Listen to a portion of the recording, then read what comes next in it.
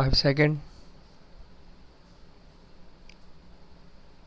Sir, the Essential Commodities Act was passed 5 years ago, and when the minister yesterday came with an amending bill, we expected that he would give us a brief report on the working of this measure for the last few years.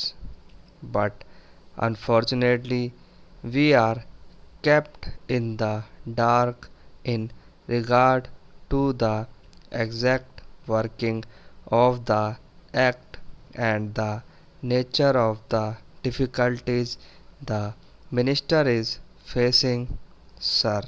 As far as I know, many of the provisions of this enactment have been observed more in violation by his agents at the state level.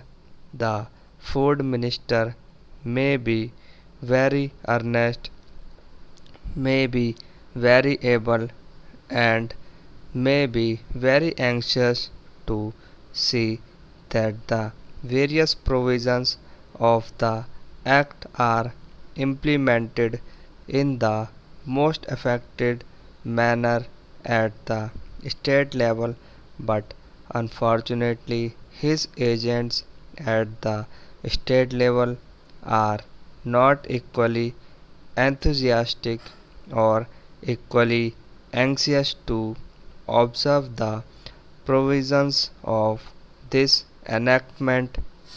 The most important objectives of these enactments are to control the supply and distribution of commodities and to maintain a stable price level.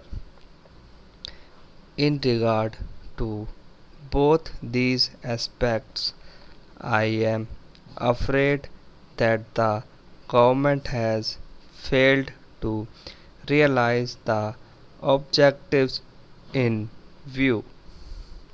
Some time passed when there was scarcity of food grains. Attempts were made to make procurement from certain wholesale merchants and for rice mills. In my own state, I know of many instances of such procurement where, after making known that certain things had to be done and certain steps had to be taken by the merchant community, nothing was done later on by the government when they found that these very orders of the government were violated. As a result of the violations, there was a consequent rise in the prices of food grains. In respect of other commodities like iron and steel, paper, etc., we see a lot of speculative activities, but the provisions of the Act have not been brought to bear on them. Perhaps no case of prosecution was launched against those people who contravened the various provisions of the Act.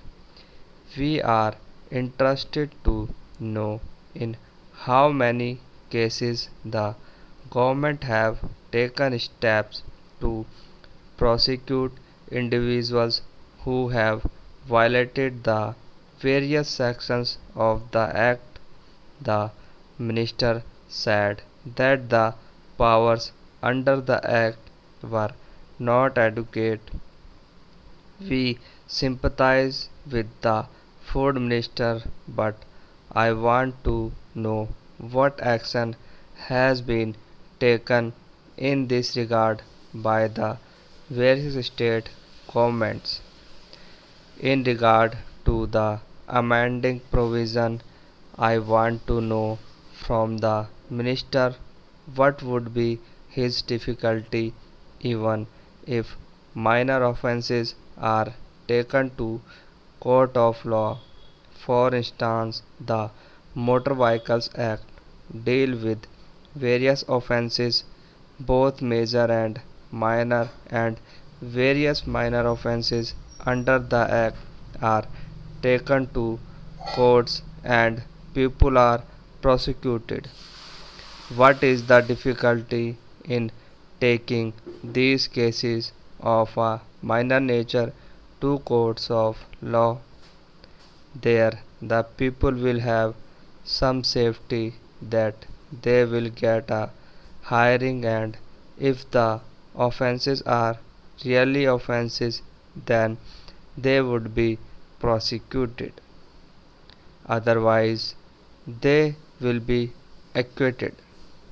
Here, the minister says that there should be a security deposit if there is a violation of a particular provision of the enactment. Then the executive authority will have the power either to confiscate a part of the amount or the whole of the amount. We are clothing the executive authority with more powers. I do not grudge giving powers to the executive authority provided they are used properly and effectively and in a most fair manner. But unfortunately, there have been discriminations apart from the ineffectiveness of the various provisions. Wherever these provisions were used, there had been discriminatory use of these provisions against a few or in favor of a few.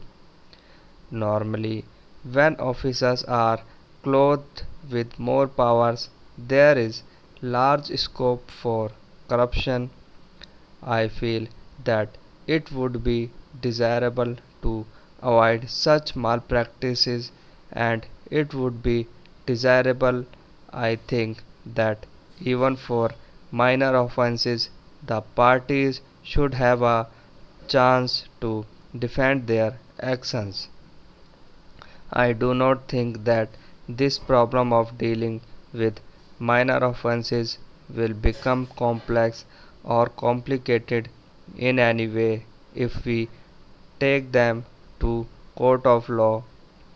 I want a reply from the minister in what way he is suffering from a handicap in dealing with minor offences or offences of a technical nature. The honorable member made the point that even if this thing was acceptable to the House, he did not know what amount would be demanded as security, so the minister should tell us what amount is normally expected from a license in all cases and what the offences are which are of a technical or minor nature which he has in view. We are not told which are major offences and which are minor offences.